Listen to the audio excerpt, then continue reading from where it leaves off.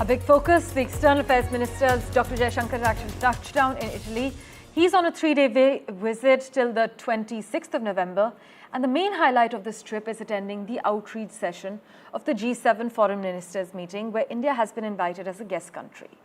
Now, Dr. Jaishankar has inaugurated the new premises of the Indian Embassy in Rome. He in fact said India views Italy as a key European partner and an influential Mediterranean ally while inaugurating the new chancery of the Embassy of India in Rome. My colleague Mohammad Ghazali has been tracking the latest developments for us. He joins us live at the moment. Ghazali, as we know, India and Italy in Rome had recently unveiled a 5-year strategic action plan with collaboration in areas like defense and clean energy. Take us through what Dr. Jaishankar's plan of action is till the 26th in Italy. See, you rightly pointed out that how India has developed its relationship in Europe. You just remember last month when German Chancellor was here, he spoke about how he's going to ease visa process for Indians who are interested in moving abroad. On similar lines, with Italy also, our relationship has grown over the years. Yesterday, while inaugurating the Chancery, Indian External Affairs Minister, Mr. Jaishankar, also spoke about the current global situation and how as India has been invited as a guest in this G7 foreign ministers meet, the other world leaders are also arriving in Italy, and External Affairs Minister, as per the schedule is concerned, he is also expected to meet his counterpart, Italian counterpart, as well as leaders from other countries, from other G7 countries. But the most important point, which will be on top of the discussion right now, will be one, that how India-Italy relationship can be improvised or can be taken to another level when it comes to energy needs, when it comes to employment, and also the major focus of this government has been on the skill development. We have seen that kind of MOU being signed between India and other countries, where the Prime Minister or the External Affairs Minister have visited in the last 6 months, Italy being one of them, where the External Affairs Minister said that after becoming the minister, this is his 3rd visit there.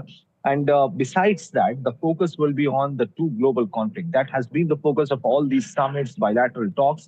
Yesterday, the External Affairs Minister also spoke about the IMEC corridor, because IMEC corridor is one on which in G20, a lot of the European nations were the signatories of that, but that has seen a very little development. So these issues, the issues which impact India directly, like the conflict going on in West Asia and in Europe, and also what could be India's role. India also has to assert itself on global level, and that is why this meeting is very important.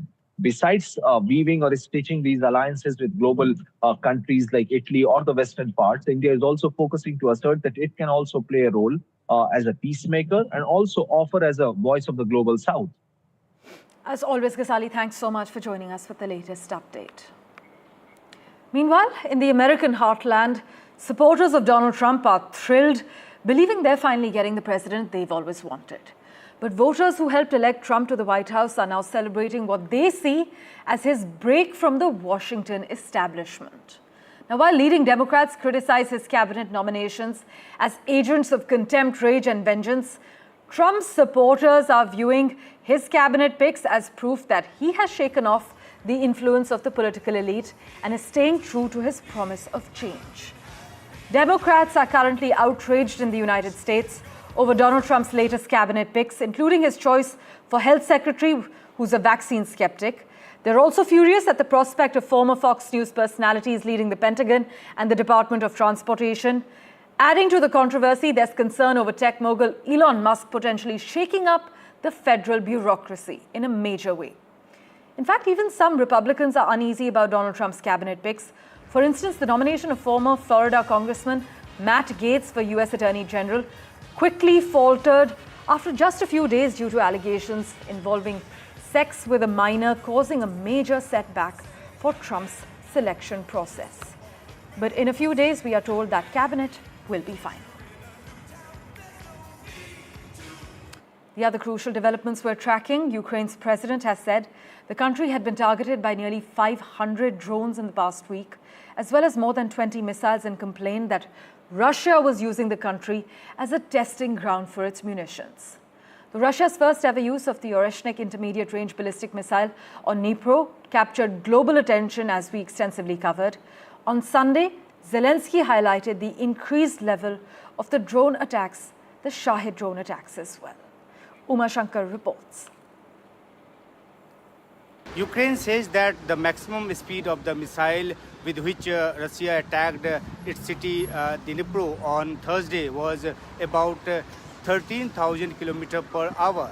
This is equal to 11 Mach. That is, it attacked at a speed of 11 times faster than the speed of sound. It took 15 minutes to reach Dnipro from the Astrakhan area of Russia, from where it was launched. The main Directorate of Intelligence of the Ukrainian army has said this in its assessment. It has also been said that this missile had 6 warheads, and each warhead had 6 submunitions. Ukraine has come out with this assessment publicly because it shows that the missile with which Russia attacked was very lethal. Ukraine believes that the missile was made in Russia's Qadr missile complex, and before starting its mass production, Russia will have to conduct at least 10 more tests of such missiles. Earlier, Ukraine had said that the missile fired on Dnipro was an intercontinental ballistic missile. Russian President Vladimir Putin has said that in his statement that the missile with which Russia targeted a military base in Ukraine is a new type of intermediate range hypersonic ballistic missile. It is known as Orshenik. Although it is not an ICBM, it is similar missile based on the same technology. The Pentagon has said that it was a missile made on the basis of the RB-26 Roves model. Through the use of this missile, Russia has sent a message to those Western countries. Those are providing military assistance to Ukraine. Ukraine has attacked the Kursk region of Russia with US-made long-range missiles. Along with this, the British-made Storm Shadow missile was also used by Ukraine. These missiles find the target by following GPS and hit it. There are also reports of many military officials in Russia coming under the ambit of these attacks, and many got killed. Some of them were from North Korean army too, though there is no official confirmation about it from either side. Ukraine's President Zelensky has demanded more advanced weapons from the West, while Putin has also threatened nuclear attacks against these attacks with such weapon acquired from the America and the West countries. Overall, it has been more than 1,000 days since the Ukraine-Russia war started, but instead of moving towards the peace, the situation seems to be taking a more destructive turn. In other news, India has strongly rejected the $300 billion climate finance package for the Global South, calling it insufficient and unfair. This is at the UN Climate Conference. India has accused the COP29 presidency and the UN Climate Change Office of pushing through the deal without allowing the country to voice its objections. In fact, Chandni Raina, the advisor to India's Department of Economic Affairs, described the adoption process as stage-managed and said it highlighted the growing lack of trust in the UN system. The new package, which replaces the $100 billion pledge from 2009, is set to be delivered annually by 2035, but India insists it is too little to address the needs of developing nations. Listen in. The goal is too little, too distant. It is 2035, it's too far gone. Our 2030 estimates tell us that we need to do it at 1.3 trillion per year till 2030. But we have only been agreeable to have, or we have a proposal that talks about $300 billion mobilization goal. It does not address the needs and priorities of developing countries. The amount that is proposed to be mobilized is abysmally poor. It's a paltry sum. It is not something that will enable conducive climate action that is necessary for the survival of our country and for the growth of our people, their livelihoods. And I'm sorry to say that we cannot accept it. And joining us for further clarity on the broadcast, Abhinash Mohanty, Global Sector Head from IPE Global. Thanks so much, Abhinash, for making time for us. Now, supporters of the deal argue that it represents progress, while critics like India and Nigeria have dismissed that. Is this climate finance deal truly effective in addressing the urgent needs of the global south? Or would you argue that it is just symbolic action to pacify international concerns? Good morning. First of all, we have taken 29 editions of Conference of Parties to reach into some sort of consensus into the need of what vulnerable countries actually need in terms of mitigating the impacts of climate change. And in the Conference of Parties, the demand has already been agreed. It's not a number that we have given. Our requirement as a developing country, as a group of developing countries, 1.3 trillion. But what has happened of late is all of these symbolical tokens, COP after COP, which has been done, of 300 billion. At first, this was $250 billion when the walkout was staged and the developing countries kind of protested. It was made after European Union's intervention to $300 billion.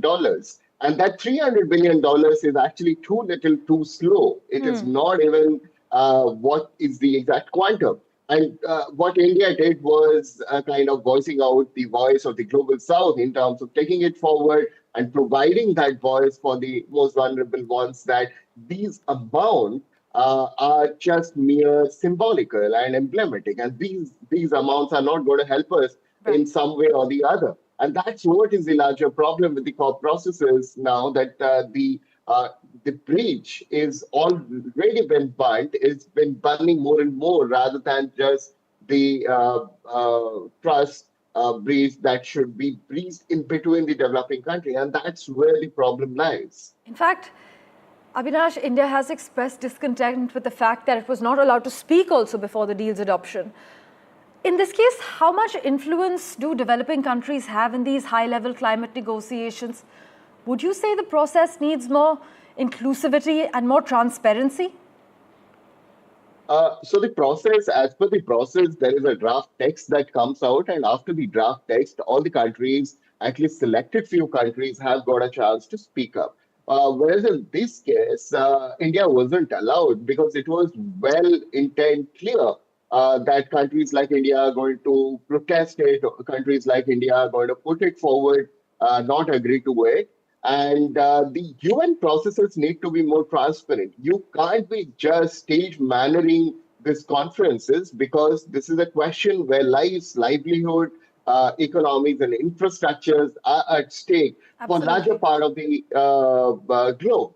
Countries are the larger part of the globe. And more importantly, what has happened is the Western or the developed countries have eaten up the carbon sink to the larger extent. Now, after eating up, they have been pushing developing countries like India, Brazil, to go ahead, Cuba, to go ahead in terms of adopting low carbon pathways at a faster rate. Right. Whereas we have also got developing kind of agendas and parameters, and we need our time. It's not that we are not doing our climate actions. At home, we are one of the global leaders, and we have been pushing our limits in terms of balancing out between climate agenda as well as climate targets, as well as our developmental targets. And now, once these targets have been made, what has happened is the technology which is required by countries like India, they are also not made available, accessible and affordable. And that's where the real question comes in.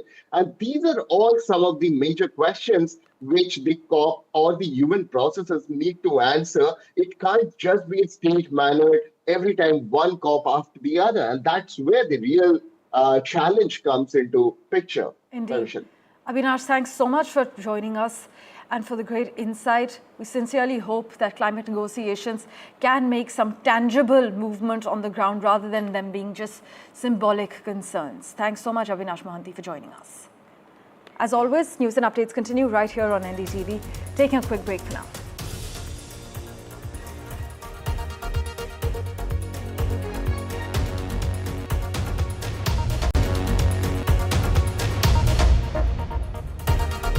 Welcome back.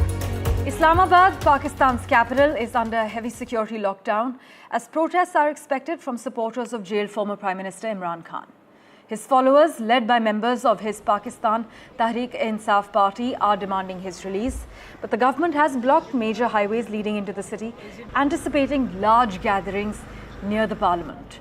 In fact, roads within Islamabad are also shut down with shipping containers, while police and paramilitary forces in riot gear are stationed across the city, as my colleague Mohammad Ghazali is reporting.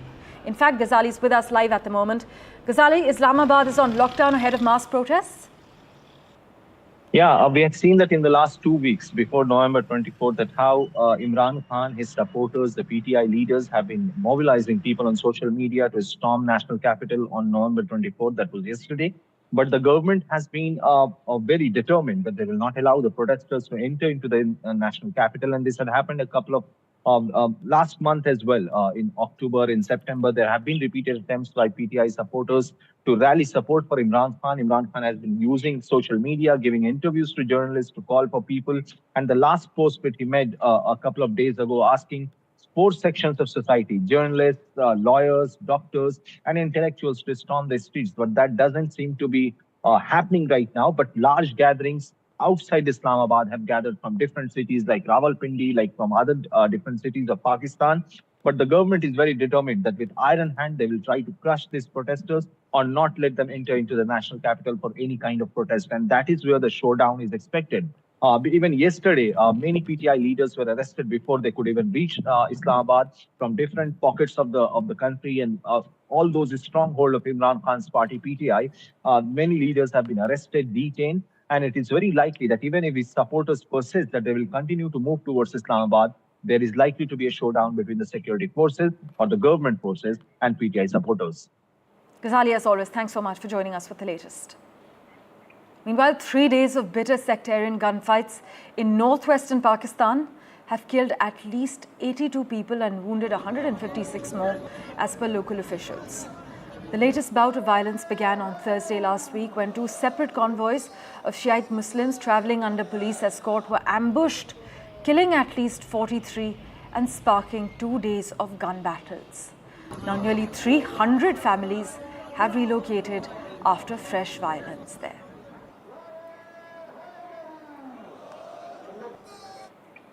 In other crucial news, the United States is using Taiwan to provoke a serious crisis in Asia, as per reports. This is what Russia is reiterating. In fact, Moscow is accusing Washington of backing China's stance on Taiwan. If you remember, in September, Joe Biden had approved $567 million worth of military support for Taiwan.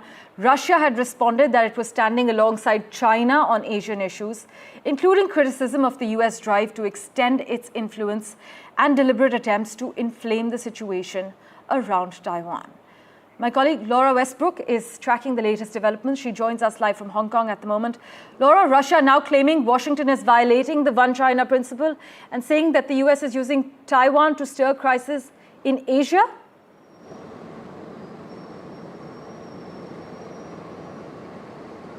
Yeah, that's right. That's the recent statement that we got from Russia. And to give you a bit of context to this, Beijing claims Taiwan as its own, and President Xi Jinping has said that could be reunited by force if necessary. And the US policy towards Taiwan is that it opposes either side unilaterally changing the status quo. It also doesn't officially recognize Taiwan as independent, but it opposes any attempt to retake it by force, and it's also committed to providing Taiwan with the means to defend itself. And so whenever the US provides arms to Taiwan, we always get these strong rebukes from Beijing.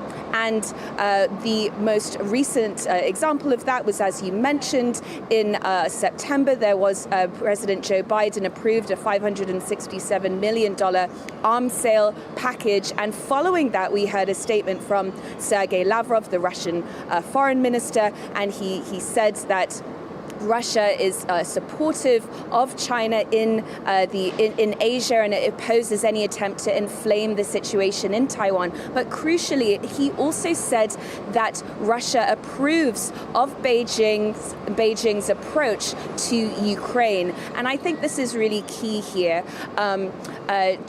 China and Russia have grown closer, both diplomatically, but Russia also very much depends on China economically since its invasion in Ukraine. Laura, thanks so much as always for joining us with that live update from Hong Kong. Turning our attention now to the Middle East, the Israeli military has ordered the evacuation of new areas of northern Gaza, setting off a fresh wave of civilian displacements over the weekend as intense airstrikes continued across much of the territory. In fact, in Jerusalem, a senior minister said the war in Gaza was far from over and that Israel would stay for years in the territory. And a gunman was dead and 3 Jordanian policemen injured after a shooting near the heavily fortified Israeli embassy in the capital Amman over the weekend on Sunday, as per reports. In fact, police shot a gunman who had fired at a police patrol in an affluent neighborhood of the Jordanian capital, as per state media. They cited public security, adding investigations were currently underway. As always, thank you for investing your time and watching this edition of The World 24/7. We'll keep tracking the latest for you. Do stay tuned.